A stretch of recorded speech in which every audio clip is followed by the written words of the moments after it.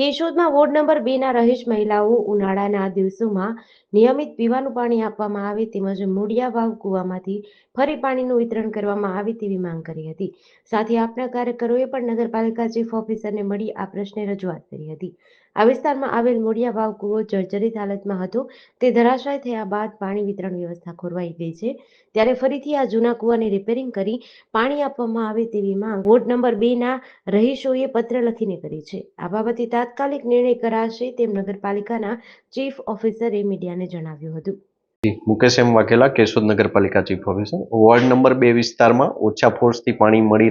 રહ્યા બાબતની રજૂઆત અત્રેની કચેરીને મળેલી હતી, જે જોતા ત્યાં નિયમિત રીતે પાણી સપ્લાય કરવામાં આવે છે, પરંતુ તે લોકોની એક અન્ય જરૂરિયાત એવી છે કે તે વિસ્તારમાં જે મુંડિયા કૂવો કરીને કૂવો છે, જે ગયા ચોમાસામાં ભારે વરસાદને કારણે ધરાશાયી થયો હતો, જેને રિપેરિંગ કામ કરવાનું આયોજન કેશોદ નગરપાલિકાએ આવનારી સ્વર્ણિમ ગ્રાન્ટમાં આયોજન હાથ ધરેલું જ હતું, પરંતુ અત્યારની જરૂરિયાત ધ્યાને લેતા કેશોદ નગરપાલિકાએ આ કામ સત્વરે થાય તે મુજબનું આયોજન ધરેલું છે અને આ જ કૂવામાંથી ફરી તે લોકોની જે જૂની સપ્લાય હતી, જે જૂનું રૂટીન હતું, એ મુજબનું પાણી હવે 15 દિવસ પછી જે કૂવા રિપેરિંગનું કામ શરૂ થાય અને કામ પૂર્ણ થાય એટલે એમની જે જૂની સિસ્ટમ હતી પાણી સપ્લાયની એ મુજબ ચાલુ કરી દેવામાં આવશે અને એ લોકોનો જે પાણી સપ્લાયનો પ્રશ્ન છે, એટલે એ લોકોને જે સ્ટોરેજ ઓછા છે તેને કારણે પાણીના પ્રશ્ન ઉદ્ભવે છે એ વિસ્તારમાં, એટલે આ કૂવાનું કામ પૂરું થયેથી તેમનો આ પ્રશ્ન પણ નિરાકરણ થશે। આમ આદમી પાર્ટી કેશોદ શહેર પ્રમુખ મહેશભાઈ મકવાણા છેલ્લા 8 મહિનાથી વોર્ડ નંબર 2 માં જે મુંડિયા વાવ તરીકે જૂનો કૂવો આવેલો હતો તે ગયા ચોમાસામાં અચાનક જ ધ્વસ્ત થઈ ગયો। ત્યારબાદ નગરપાલિકા અને મામલતદાર શ્રીને પણ જાણ કરવામાં આવી હતી, પણ મારા અંદાજથી આ કૂવો જે તૂટી ગયો તેને જોવા માટે કોઈ પણ સરકારી તંત્રએ તસદી લીધી ન હતી। ત્યારબાદ આ કૂવો રિપેર થાય એના માટે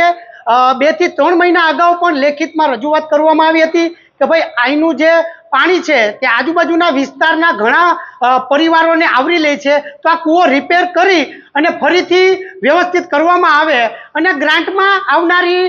જે જનરલ બોર્ડની મિટિંગ હોય એમાં ગ્રાન્ટમાં સમાવેશ કરીને આને જલ્દમાં જલ્દ રિપેરિંગ કરવામાં આવે, પણ આજ મારા ખ્યાલથી લગભગ 8 થી 10 મહિના થઈ ગયા, આમાં તસદી લેવામાં આવી નથી નગરપાલિકા તરફથી। આજ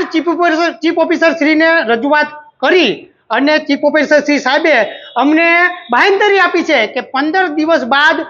કૂવાનું રિપેરિંગ કામ ચાલુ થશે અને હાલમાં જે પાણી છોડવામાં આવે છે એ પાણી વ્યવસ્થિત છોડવામાં નથી આવતું, એમાં વહાલા દવલાની નીતિ અપનાવવામાં આવે છે। જે સારા વિસ્તાર છે ત્યાં 2 કલાક પાણી છોડવામાં આવે છે અને આ જે પછાત વિસ્તાર કહેવાય છે, ગરીબ લોકો રહે છે, મધ્યમ વર્ગના લોકો રહે છે, તો એની સાથે અન્યાય કરવામાં આવે છે અને પોણી કલાક કે અડધી કલાક જ પાણી છોડવામાં આવે છે। આ પાણી જે ભાઈ છોડે છે મીતભાઈ, તેને પણ સાહેબશ્રીએ બોલાવી અને વાત કરી કે ભાઈ આવું કેમ થાય છે, તો મીતભાઈએ એવી રજૂઆત કરી કે ભાઈ તમે વેરા ભર્યા કે નથી ભર્યા, તો વેરા ભર્યા હોય કે ન ભર્યા હોય, મારી મીતભાઈને પણ કહેવાની વિનંતી છે કે ભાઈ વેરા ભર્યા હોય કે ન ભર્યા હોય, પાણી જેવી બાબતમાં વેરાની ગણતરી ક્યાંય કરવામાં આવતી નથી, માટે આવી નીતિ અપનાવવામાં ન આવે અને જલ્દમાં જલ્દ સાહેબે જે વાત કરી છે વિનમ્રતાથી કે 15 દિવસમાં